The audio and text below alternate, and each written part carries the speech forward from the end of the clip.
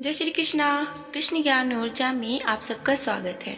हम कल्कि पुराण का श्रवण कर रहे हैं, जिसमें कल्कि महाराज पद्मावती से मिलने के लिए उनके ग्राम जा पहुंचते हैं।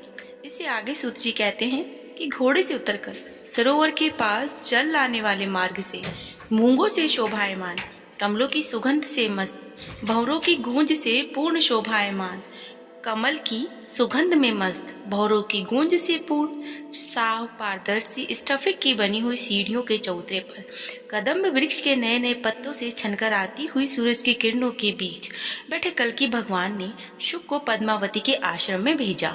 वहां पहुंचकर नागकेसर के वृक्ष पर बैठे हुए शुक ने सखियों से घिरी हुई और अटारी के ऊपर कमल के पत्तों की सेज पर शयन करती पद्मा जी को देखा। उसने समीप से देखा कि सांस की गर्मी से उनका कमल मुख रूपी मलिन हो गया है और वह अपनी सखियों के द्वारा दिए गए चंदन की गंध से युक्त कमल को हाथ से हिला रही है। दक्षिण दिशा से आया हुआ परास युक्त पानी को धारण किए हुए रसपूर्ण प्रिय पवन तक भी पद्मावती के द्वारा निंदित है। करुणा में हृदय से शुक ने प्रिय वचन कहकर पद्मा जी को ढांढस बंधाया। तब पद्मा जी ने कहा, आओ आओ, तुम्हारा कल्याण हो, तुम्हारा स्वागत है। शुक ने उत्तर दिया, हे शुभे कल्याणी, मैं सकुशल हूँ। पद्मा जी ने कहा, हे शुक, तुम्हारे जाने पर अर्थात जब से तुम गए हो तब से मैं तो बहुत व्याकुल हो गई हूँ। उत्तर में शुक ने कहा, अब रसायन के द्वारा तुम्हें शांति मिलेगी। पद्मावती ने उत्तर दिया, मेरे लिए रसायन मिलना बहुत कठिन है शुक। हे शिव जी की शिष्या, तुम्हारे लिए रसायन सुलभ हो गया है। ऐसा कहकर शुक ने कल्कि जी के बारे में उसे बताया। अब पद्मा जी बोली, हे शुक, मुझ भाग्यहीन का मनोरथ किस तरह और कहाँ सफल होगा। इस पर शुक ने उत्तर दिया, हे श्रेष्ठ देवी, इसी स्थान पर मैं उन श्री कल्कि जी महाराज को तालाब के किनारे पर बैठा कर आया हूँ। इस प्रकार पद्मा जी और शुक की आपस में हुई वार्तालाप और अपने मनोरथ के पूरा होने पर पद्मा जी बहुत खुशी हुई और आदर पूर्वक शुक के मुख के समक्ष अपना मुख करके आंखों में आंखें डालकर उसे आनंद पूर्वक देखने लगी। बिमला, मालिनी, लोला, कमला, कामकदला, विलासिनी, चारुमती, कुमुदा, ये 8 नायक सखियां हैं। इन सखियों के साथ जल क्रीड़ा करने को तैयार होकर पद्मा जी ने कहा, सखियों, मेरे साथ तालाब किनारे चलो। यह कहकर सुंदर वेश वाली सखियों से घिरी हुई पद्मा जी पालकी पर सवार होकर अपने अंतःपुर से शीघ्र ही बाहर निकल गई। अब जिस प्रकार रुक्मणी भगवान कृष्ण के दर्शन के लिए बाहर आई, उसी प्रकार पद्मा जी जिस रास्ते पर चले, उस रास्ते के चौराहे पर दुकानों पर जो लोग थे वे पद्मा जी को देखते स्त्री बन गए। अब इस डर से वह चारों ओर जिन राह को मिली उधर ही भाग गए सारे पुरुष। उन भागने वाले पुरुषों की स्त्रियां अपने पुरुषों के तिरापद रहने के लिए देव पूजा दी अनुष्ठान करने लगी।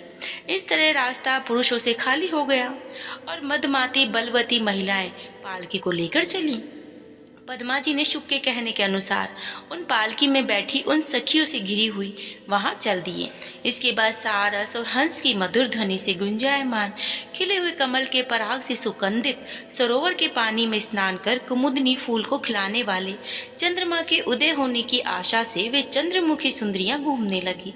अब इन सुंदरियों के कमल रूपी मुखों की सुगंध से भौरे अंधे हो गए और इसीलिए वे और खिले हुए कमलों को छोड़कर उनके कमल रूपी मुखों पर मंडराने लगे। सुंदरियां बार बार इन भौरों को उड़ाती, पर वे उन मुखों पे अत्यंत ही सुगंध पाकर उन्हें छोड़ते ही नहीं थे। सरस हंसी मजाक, बाजे और नाच के साथ हाथ में हाथ मिलाकर जल में क्रीड़ा कर रहे थे। तैरने में मस्त सखियों के मन को पद्मा जी ने तथा पद्मा जी के मन को सखियों ने हर लिया था। इसके बाद पद्मा जी काम में व्याकुल मन से शुक के वचनों पर विचार करती हुई सखियों सहित जल से बाहर निकलकर मूल्यवान आभूषणों को पहनकर शुक के द्वारा बताए हुए कदम के वृक्ष के नीचे पहुंच गई थी। अब शुक के साथ वहां जाकर मणियों से सजे चौतरे पर महामणियों से विभूषित सूर्य की चमक से भी चमक अधिक हो जिसकी, वो तेजो में भगवान कल्कि को अपने सामने सुख से सोते हुए देखा।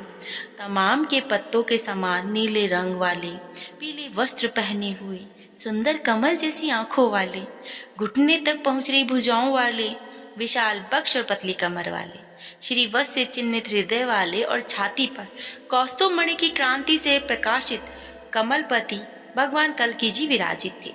उस अद्भुत रूप को देखकर पद्मा जी ठगी सी रह गई और उचित आदर सत्कार करना ही भूल गई। अब हृदय में शंका होने के कारण पद्मा जी ने उन्हें जगाने को मना किया। पद्मा जी ने सोचा, कहीं ऐसा ना हो कि मुझे देखने से ये महान बलवान अत्यंत सुंदर पुरुष स्त्री बन जाए, तब मेरा क्या होगा? कहीं मेरे शिव का वरदान अभिशाप का रूप न ले ले। इसकी जड़ और चेतन संसार के स्वामी भगवान कल्की जी पद्मा जी के मन की बात को समझकर जाग उठे और देखा कि परम रूपमती पद्मा जी वहां खड़ी हुई हैं, मानो मधुसूदन भगवान विष्णु के सामने लक्ष्मी जी खड़ी हों। सखियों के साथ आई हुई, बिना पलक मारे कटाक्ष करती हुई पद्मा जी को देखकर उस साक्षात माया के समान मोहिनी रूप राजकुमारी पद्मा जी से श्री कल्की जी ने काम से व्याकुल होते हुए कहा कि हे सुंदरी, यहाँ आओ। सौभाग्य से तुम्हारा यहाँ आना मेरे लिए शुभ हुआ।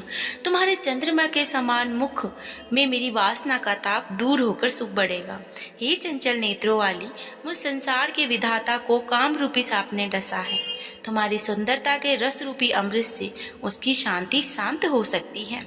यह शांति बहुत पुण्य करके भी कठिनता से प्राप्त होती है और यह शांति तुम्हारा सहारा पाने वाले का जीवन है। महावत जिस तरह मस्त हाथी के कुंभ पर अंकुश घुमाता है, मेरी इच्छा है कि तुम ये सुंदर और बड़ी बाहें श्रेष्ठ नाखून रूपी अंकुश के द्वारा मेरे हृदय में स्थित कामदेव रूपी हाथी के कुंभ में छेद डाल दो। इस प्रकार कली के कुल का नाश करने वाले कल्की जी के अमृत के समान वचन को सुनकर उनके सत्पुरुष हर्षित सखियों से घिरी हुई पद्मा जी को अत्यंत ही आनंद प्राप्त हुआ। तो कल्की जी का पुरुषत्व अक्षत रहा, अन्य पुरुष और राजाओं की भांति स्त्रीत्व में बिल्कुल भी परिवर्तन नहीं हुआ। मतलब कल्की जी महाराज जो है रानी पद्मावती को देख करके उनके मन में विषय भावना नहीं जागी और वह अपने पुरुषत्व में ही रहे। अब फिर मंत्र मुग्ध सी क्लांत मन हुई पद्मा जी अपने कांत मन से कल्की जी को देखकर खिन्न होकर अपनी सखियों सहित गर्दन झुकाकर हाथों की अंजलि बांधकर धीरता पूर्वक अपने होने वाले पति को प्रणाम करती हैं। इससे आगे सूत जी कथा सुनाते हैं और कहते हैं कि प्रेम के कारण जिसकी वाणी गदगद हो गई हो, ऐसी पद्मा जी उन कल्की जी को साक्षात विष्णु भगवान जानकर लज्जा के कारण सिर झुकाकर करुणा सागर भगवान की स्मृति करने लगी कि हे संसार के स्वामी, धर्म के रक्षक, रमा के पति, प्रसन्न हो। हे विशुद्ध आत्मा वाले, मैं आपको पहचान गई हूँ और आपकी शरण में आई हूँ।